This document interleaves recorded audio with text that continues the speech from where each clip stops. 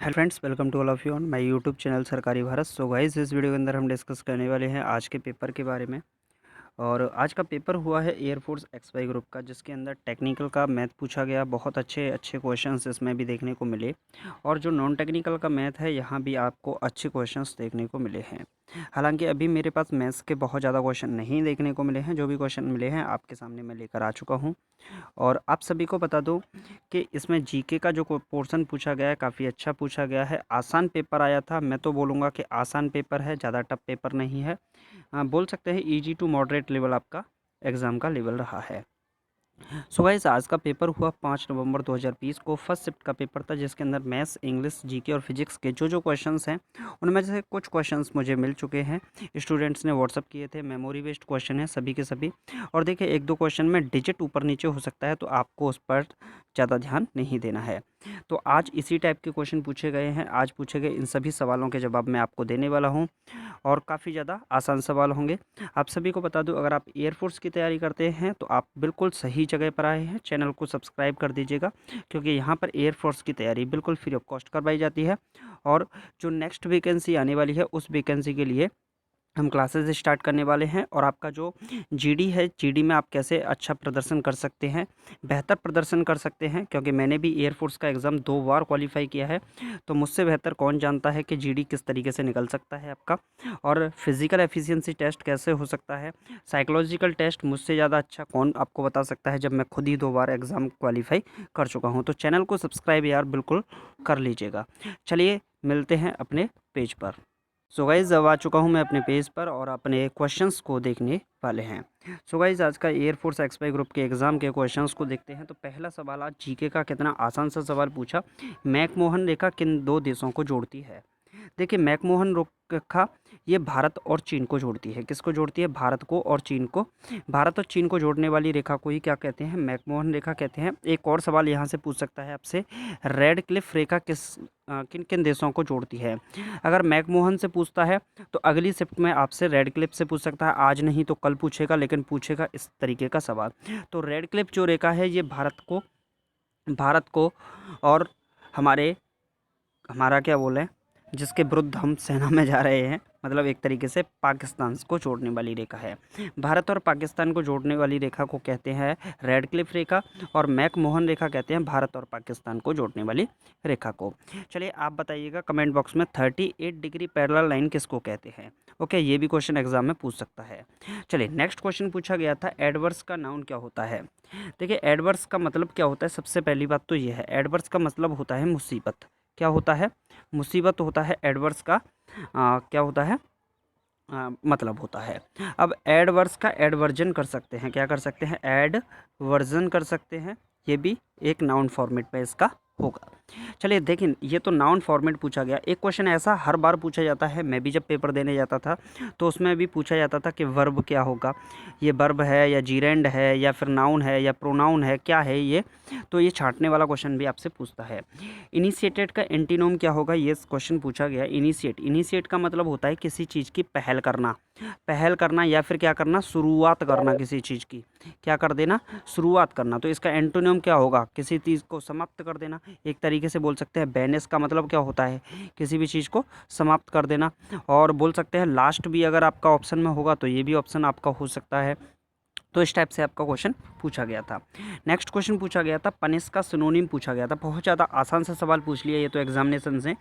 Punish का मतलब punishment हमारी मैडम देती हैं, सर देते हैं, जो पनिशमेंट हमको मिलती है। तो पनिश का मतलब होता है एक तरीके से सज़ा मिलना या फिर दंड मिलना, जो नॉर्मली देखने को मिलती है। तो पनिश का सिनोनिम पूछा गया था, सज़ा देने और दंड देने से इसका सिनोनिम क्या होगा? चलिए नेक्स्ट क्वेश्चन पूछा गया था, करेक्टली स्पेल्ड का एक क्वेश्चन बहुत ज़्यादा पूछा जाता है एग्जामिनेशन में। अगर करेक्टली स्पेल्ड नहीं देखने को मिलता है तो फिर होमोफोन्स देखने को मिल जाता है। दोनों में से एक तो देखने को मिलता ही है, लेकिन 99% चांस में आपको करेक्टली स्पेल्ड देखने को मिलता है। तो आज के पेपर का जो करेक्टली स्पेल्ड था उसमें कमेटी की स्पेलिंग में गलती थी। तो कमेटी की स्पेलिंग होती है COMMITTE। ये जो कमेटी की स्पेलिंग होती है, ये स्पेलिंग करेक्ट स्पेल्ड आपको सही करना था। नेक्स्ट क्वेश्चन पूछा गया था, डीबीएम की फुल फॉर्म क्या होती है? ये क्वेश्चन आपके कंप्यूटर से पूछा गया था। नेक्स्ट क्वेश्चन पूछा गया था कि भारत के वर्तमान विदेश मंत्री कौन है? देखिए, वर्तमान में अगर भारत के विदेश मंत्री की बात करें तो ये हैं एस जयशंकर। कौन है? एस जयशंकर। आपसे भारत के विदेश मंत्री पूछे हैं, आपसे भारत के पहले विदेश मंत्री भी पूछ सकता है। तो ये कौन थे? पंडित जवाहरलाल नेहरू। आप बोलोगे पंडित जवाहरलाल नेहरू कैसे? तो भारत के पहले प्रधानमंत्री और भारत के पहले विदेश मंत्री पंडित जवाहरलाल नेहरू ही थे। अब आपसे पूछा है कि भारत के वर्तमान विदेश मंत्री कौन है? आपसे पूछ सकता है रक्षा मंत्री कौन है? तो रक्षा मंत्री कौन है? आदरणीय राजनाथ सिंह। कौन है? रक्षा मंत्री। प्रधानमंत्री पता ही है। राष्ट्रपति कौन है वर्तमान में? तो रामनाथ कोविंद जी भारत के वर्तमान में राष्ट्रपति हैं। और गृह मंत्रालय किसके पास है? तो हमारे अमित शाह जी के पास क्या है? गृह मंत्रालय इस समय है। तो ये भी क्वेश्चन आपसे पूछ सकता है। चलिए, नेक्स्ट क्वेश्चन पूछा गया था, इजराइल की मुद्रा क्या है? इजराइल की मुद्रा क्या है? नेक्स्ट क्वेश्चन पूछा गया था, आर्टिकल 17 किससे संबंधित है? देखिए, अभी जो मुझे क्वेश्चन ढंग से मिले हैं उनके ही आंसर मैं आपको दे रहा हूँ। आर्टिकल 17 किससे संबंधित है? तो आर्टिकल 17 है अस्पृश्यता से संबंधित है। ये खासतौर पर इस आर्टिकल को जोड़ा गया था, गांधी जी से प्रेरित होकर बाबा साहब अम्बेडकर ने इसको आर्टिकल 17 में जोड़ा था। यानी कि छुआछूत का अंत, एक तरीके से छुआछूत के अंत के लिए, अस्पृश्यता के अंत के लिए आर्टिकल 17 को जोड़ा गया था। तो इससे रिलेटेड क्वेश्चन आपसे एग्जामिनेशन में पूछा। एक क्वेश्चन बना आपका मैट्रिक्स से बना, बहुत आसान सा सवाल बना। मैट्रिक्स तरीका था x+y, x5 x-y और ये 10 8 5 6। एक्स तथा वाई का मान निकालना था। डिजिट के या आपके चेंज भी हो सकती हैं, मतलब डिजिट ऊपर नीचे भी हो सकते हैं। तो आपको पता है कि जब भी आप मैट्रिक्स का क्वेश्चन सॉल्व करते हैं तो पहला नंबर पहले के बराबर होता है, दूसरा नंबर दूसरे के बराबर होता है। तो क्लियर है कि x की वैल्यू क्या आएगी? 8 आएगी। और यहाँ से x की वैल्यू, यहाँ से x प्लस वाई की वैल्यू कितनी दे रखी है? तो x प्लस वाई की वैल्यू 10 दे रखी है। x की वैल्यू 8 रखेंगे, 2 का ट्रांसफर 8 का ट्रांसफ़र करेंगे तो y की वैल्यू कितनी आएगी? 2। या फिर आपको पास दो ऑप्शन और हैं, x प्लस वाई और x माइनस वाई, 10 और 6। तो इनको दोनों इक्वेशन फॉर्मेट में लिख लीजिए, x प्लस वाई बराबर 10 और x माइनस वाई बराबर 6। दोनों इक्वेशन को जोड़ने पर बाई से बाई कटेगा, x और x कितना हो गया? 2x। 10 और 6 हो गया 16। 2 से कैंसिल आउट करोगे तो 8, यानी कि x की वैल्यू कितनी निकली आपकी? 8 निकली। x की वैल्यू 8 निकली तो x की वैल्यू यहाँ पर पुट कर दीजिए, तो x माइनस वाई बराबर 6। x की वैल्यू 8 रखने पर y की वैल्यू कितनी आएगी? तो y की वैल्यू आएगी प्लस का 2। तो कैसे भी आप सॉल्व कर लीजिएगा, आंसर आपका एक ही आने वाला है। चलिए, नेक्स्ट क्वेश्चन देख लेते हैं। आप सभी को बता दूं, इस वीडियो का टारगेट रखते हैं हम 1000 लाइक का, 1000 लाइक का टारगेट रखते हैं। और अगर आप इस चैनल पर नए हैं यार तो चैनल को सब्सक्राइब कीजिएगा, क्योंकि जिन्होंने एग्ज़ाम निकाला है उनसे अगर आप पढ़ोगे तो शायद अच्छे तरीके से आप अपनी तैयारी को कर पाओगे। चलिए, नेक्स्ट क्वेश्चन क्या है, ओलंपिक गेम 2020 कहाँ होंगे? देखिए, ओलंपिक गेम 2020 कहाँ होंगे? तो ये होंगे टोक्यो जापान में। कहाँ होंगे? टोक्यो जापान में होंगे ओलंपिक गेम 2020। अब जापान की बात करें तो जापान में, पूरे विश्व की बात करें तो पूरे विश्व में जो सूर्य है सबसे पहले किस देश में निकलता है? तो जापान में ही निकलता है। ये भी क्वेश्चन आपसे पूछ सकता है। नेक्स्ट क्वेश्चन पूछा गया था, twin star of earth, Bharat के ट्विन स्टार किसे कहा जाता है? तो इसको कहा जाता है वीनस को। क्या कहा जाता है? वीनस को भारत का ट्विन स्टार ऑफ अर्थ कहा जाता है। नेक्स्ट क्वेश्चन है, जम्मू कश्मीर के वर्तमान उपराज्यपाल कौन है? जम्मू कश्मीर के वर्तमान उपराज्यपाल कौन है? तो देखिए, जो जम्मू कश्मीर के उपराज्यपाल मनोज सिन्हा हैं। कौन वर्तमान में? इनसे पहले कौन थे? गिरीश चंद्र मुर्मू। कौन थे? गिरीश चंद्र मुर्मू जम्मू कश्मीर के उपराज्यपाल थे। लेकिन इन्होंने इस पद को छोड़ के अब कहाँ पहुँच गए हैं? ये CAG, controller auditor general of India, article 148 के तहत, आर्टिकल 148 में CAG आता है और CAG को इन्होंने पदभार ग्रहण कर लिया है। CAG का गिरीश चंद्र मुर्मू रे।